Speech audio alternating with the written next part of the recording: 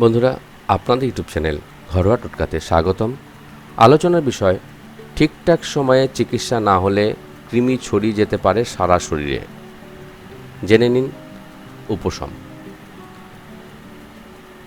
কৃমি আসলে কি? নামটা যেমন বিচ্ছিরি, তেমনি বিদঘুটে এদের চেহারা চরিত্র। অদ্ভুত এই ক্ষতিকর পরজীবীগুলো মাঝে সাঝেই আক্রমণ করে আমাদের শরীরে, আর সেটা বাচ্চার শরীর হলে তাদের নাচানাচি যেন আরও বেড়ে যায়।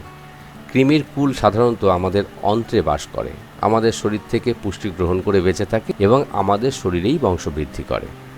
কৃমির ডিম্বাণু আমাদের মুখ দিয়ে শরীরে ঢুকতে পারে, আবার ত্বকের সাহায্য লাভা হিসাবেও হানা দিতে পারে। অনেক সময় কৃমি আমাদের যকৃৎ বা অন্য কোনো অঙ্গতেও আক্রমণ করতে পারে। অনেকটা কেঁচোর মতো দেখতে হয় কৃমিগুলোকে, রঙটা হলদে। পরিণত অবস্থায় একটি কৃমি 6 থেকে 14 ইঞ্চি পর্যন্ত লম্বা হতে পারে। বিস্তারিত আসবো, তার আগে ছোট্ট একটি বিরতি। বন্ধুরা, ঘরোয়া টোটকা ইউটিউব চ্যানেলটি সাবস্ক্রাইব করুন এবং বেল আইকনটি প্রেস করুন, আর দেখতে থাকুন শেষ পর্যন্ত ভিডিওটি। বিরতির পর ফিরে এলাম। কীভাবে বুঝবেন বাচ্চার কৃমি হয়েছে? পেটে কৃমি হলে খাবারের প্রতি রুচি কমে যায় বাচ্চার, খাওয়া দাওয়া কমিয়ে দেয় সে, পেট ফেঁপে ফুলে যায়, স্বাস্থ্য খারাপ হয়, ওজন বাড়ে না, বৃদ্ধি ব্যাহত হয়, শুরু হয় অপুষ্টির পালা। কেননা সে যা খায় তার 1/3 খেয়ে ফেলে বিচ্ছিরি কৃমির দল। আয়রনের ঘাটতি ও রক্তশূন্যতার জন্য দুর্বলতা আসতে থাকে শরীরে। একটা কৃমি প্রতিদিন শরীর থেকে 0.1 মিলিলিটার রক্ত শোষণ করে নেয়। কখনো কখনো এই কৃমির কারণেই অ্যালার্জি, চুলকানি, শ্বাসকষ্ট, কফ, কাশি হতে পারে। হঠাৎ ডায়রিয়াও হতে পারে আপনার বাচ্চার শরীরে কৃমি ঢোকে কিভাবে? ঘরের কাজে নোংরা ও অপরিশোধিত জলের ব্যবহার, সবজি, আনাজ, ফলমূল ভালো করে না ধুয়ে খাওয়া, বাড়িতে স্বাস্থ্যসম্মত টয়লেট না থাকা, খাবারের আগে বা টয়লেটের পরে নিয়মিত হাত ধোয়ার অভ্যাস না থাকা, হাতের নখ বড় রাখা এবং দাঁত দিয়ে নখ কাটার অভ্যাস, নোংরা জায়গায় মাঠে ঘাটে খালি পায়ে হাঁটা চলা, সময় মতো কৃমিনাশক ওষুধ নেওয়ার গাফিলতি। কৃমি নিয়ে কুসংস্কার এবং ভুল ধারণা।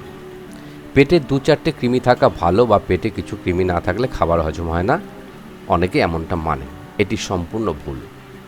অনেকের ধারণা বেশি মিষ্টি বা চিনি খেলে কৃমি হয়। এই ধারণাও একেবারেই ঠিক নয়।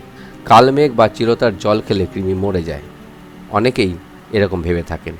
কারণ কালমেঘ বা চিরতার অন্য অনেক ভেষজ গুণ থাকলেও এতে কৃমি মরে বলে এখনও প্রমাণিত হয়নি। কৃমির ওষুধ ঠান্ডার দিনে বা বৃষ্টির দিনে খাওয়াতে হয়, গরমে নয়, এরকম ধারণা অনেকের মধ্যেই দেখা যায়। এরও কোনো যুক্তি বা ভিত্তি নেই। কৃমি থাকলে কিসের আশঙ্কা? বড়দের তুলনায় বাচ্চাদের শরীরে বাসা বাঁধতেই বেশি আগ্রহী থাকে ক্ষতিকর এই পরজীবীর দল। ঠিকঠাক সময় যদি চিকিৎসা না হয় কৃমি সারা শরীরে ছড়িয়ে যেতে পারে। আপনার বাচ্চাকে তাই নিয়মিত কৃমির ওষুধ খাওয়াতে ভুলবেন না। অন্তত 6 মাসে একবার ওর ডিওয়ার্মিং হওয়া প্রয়োজন। কতটা দেবেন, কতবার দেবেন, এ বিষয়ে বিশদে জানতে ডাক্তারের পরামর্শ নেবেন। বাচ্চার শরীর থেকে কৃমি তাড়াতে ঘরোয়া টোটকাতে আসছি। ওষুধের পাশাপাশি ঘরোয়া কিছু টোটকাও কৃমির জন্য শরীরের অস্বস্তি থেকে আরাম দিতে পারে আপনার বাচ্চাকে। ঘরোয়া এই উপাচারগুলো শরীর থেকে কৃমি হয়তো পুরোপুরি নাও তাড়াতে পারে, তবে জোর দিয়ে বলা যায় এসবের ব্যবহারে কৃমির চিকিৎসা প্রক্রিয়ায় বেশ খানিকটা সাহায্য হয়, পাশাপাশি এগুলো সংক্রমণও আটকে দেয়। আসুন দেখে নিই 10টা টোটকা যা খেলে কৃমির বংশ ধ্বংস হবেই অচিরে। 1 নম্বর, রসুন। রসুন হলো অ্যান্টিপ্যারাসাইট। এতে অ্যান্টিব্যাকটেরিয়াল, অ্যান্টিফাঙ্গাল এবং অ্যান্টিসেপটিক উপাদান থাকে যা শরীরের জীবাণু ধ্বংস করতে সাহায্য করে। বাচ্চাকে কাঁচা রসুনের কোয়া চিবোতে বললে ঝামেলা হতে পারে, তাই ওর জন্য রইল অন্য পথ। 2টি রসুন 1 কাপ দুধে ফুটিয়ে নিন। দুধ উতলে এলে নামিয়ে ফেলুন। চামচে করে এবার এই মিশ্রণটি বাচ্চাকে দিন। 1 সপ্তাহ টানা খাওয়ান। 2 নম্বর, নারকেল। কৃমি তাড়াতে বেশ কার্যকর একটি উপায় হলো নারকেল। সকালের ব্রেকফাস্টে 1 কুচি নারকেল খাওয়ান। এর 3 ঘন্টা পর 1 গ্লাস কুসুম গরম দুধে 2 টেবিল চামচ ক্যাস্টর অয়েল মিশিয়ে খাইয়ে দিন ওকে।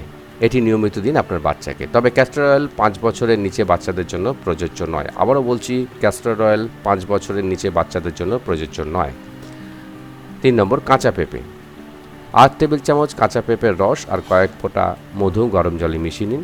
রোজ সকালে খালি পেটে বাচ্চাকে খাওয়ান। আরেকটা পথ আছে, পেঁপের দানা গুঁড়ো করে নিন, আধ কাপ কুসুম গরম দুধ এবং জলের সাথে 1 চা চামচ পেঁপের গুঁড়ো মিশিয়ে দিন। খালি পেটে 3 দিন খাওয়াতে পারেন।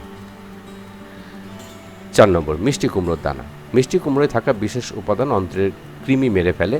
3 কাপ জলে 2 টেবিল চামচ মিষ্টি কুমড়ো দানার গুঁড়ো মিশিয়ে ফুটতে দিন 30 মিনিট, ঠান্ডা হলে বাচ্চাকে দিন।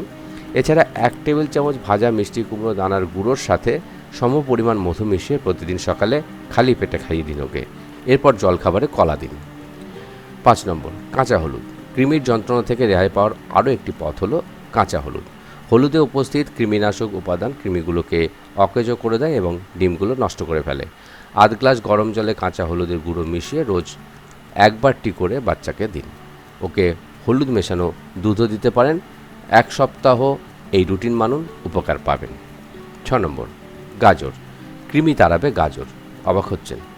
গাজরে বিশেষ কিছু ভিটামিন, মিনারেল এবং জৈব উপাদান থাকে যা কৃমির ডিম ধ্বংস করতে সক্রিয়ভাবে সাহায্য করে। গাজরে উপস্থিত উচ্চ মাত্রার ভিটামিন সি, বিটা ক্যারোটিন এবং ভিটামিন এ এক কথায় কৃমির জম। ভিটামিন এ কৃমির ডিম ধ্বংস করে এবং ভিটামিন সি রোগ প্রতিরোধ ক্ষমতা বৃদ্ধি করে, যা কৃমির বারবার ফিরে আসাকে প্রতিহত করে। 7 নম্বর, নিম। নিমেও আছে অ্যান্টি প্যারাসাইটিক্যাল উপাদান, অন্ত্রের কৃমি মারতে যার কোনো তুলনায় নেই। গরম দুধে নিমের গুঁড়ো আর মধু মিশিয়ে সপ্তাহে 2 বার বাচ্চাকে দিতে পারেন। মাখনে রোস্ট করে ভাত বা পাউরুটির সাথে দিতে পারেন। এতেও যদি বাচ্চার আপত্তি হয় তাহলে 1 গ্লাস গরম জলে আধা চা চামচ নিমের পেস্ট মিশিয়ে খালি পেটে খাইয়ে দিন ওকে। 1 সপ্তাহ এই নিয়ম মানুন, কৃমি পালাতে বাধ্য। 8 নম্বর, করলা। তেতো খাবার বলতে প্রথমেই মাথায় যে খাবারটা আসে সেটা হলো করলা। কৃমি তাড়াতে এই করলাকে কিন্তু ভুললে চলবে না। বাচ্চার পেটের ভিতর কৃমির সঙ্গে মল্লযুদ্ধে আমাদের সবার অপ্রিয় করলাই সিদ্ধহস্ত। 1 কাপ করলার রস জল আর মধুর সাথে মিশিয়ে 2 দিন অন্তর বাচ্চাকে দিন। 9 নম্বর, লবঙ্গ। লবঙ্গে থাকা অ্যান্টিসেপটিক, অ্যান্টিপ্যারাসাইটিক, ব্যাকটেরিসাইডাল উপাদান কৃমির ডিম ধ্বংস করে দেয়। 1 কাপ গরম জলে 1 চা চামচ লবঙ্গের গুঁড়ো মিশিয়ে 10 থেকে 20 মিনিট জাল দিন। বাচ্চাকে এটি দিনে 2 বার দিন। 1 সপ্তাহ এমন চলতে থাকুন, দেখবেন কৃমি অকালে প্রাণ হারিয়েছে। 10 নম্বর, জোয়ান। ছোট্ট তবে একেবারেই খাটো নয়। জোয়ান থাইমলের মতো উপাদানে ভরপুর, যা অন্ত্রের কৃমির বাড়বৃদ্ধি রোধ করে। জোয়ানের সাথে যদি গুড় মেশান তাহলে পেটের ভিতর কৃমির বিরুদ্ধে একটা মহাযুদ্ধ চলবে।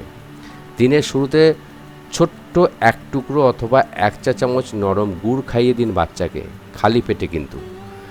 মিনিট 15 পর একটি চামচের 1/3 ভাগ জোয়ান গুঁড়ো জলের সাথে মিশিয়ে দিন। 15 দিন এই রুটিন মেনে চলুন, পরিবার সমেত কৃমি পালাবে বাচ্চার পেট ছেড়ে। সবশেষে বলতে চাই, কৃমির উৎপাত থেকে মুক্তি পাওয়ার একাধিক ঘরোয়া চিকিৎসা রয়েছে। তারই ভিতরে 10টার কথা আমরা বললাম। এগুলো একদিকে যেমন সহজলভ্য, অন্যদিকে ঝামেলামুক্ত। তবে আপনার বাচ্চার কৃমির সমস্যা কতটা মারাত্মক তার উপর নির্ভর করবে আপনি ঘরোয়া চিকিৎসা চালিয়ে যাবেন নাকি চিকিৎসকের দ্বারস্থ হবেন। কৃমির আক্রমণে যদি দ্রুত ওজন কমতে থাকে, বাচ্চা দিনভর ক্লান্ত থাকে, অ্যানিমিয়া বা অন্য রোগের লক্ষণ দেখা দেয়, সেক্ষেত্রে আর ঘরোয়া চিকিৎসা না চালিয়ে চিকিৎসকের শরণাপন্ন হবেন। একজন মা হয়ে অন্য মায়ের সঙ্গে অভিজ্ঞতা ভাগ করে নিতে চান তাহলে আমাদের ভিডিওটি এখনই শেয়ার করুন।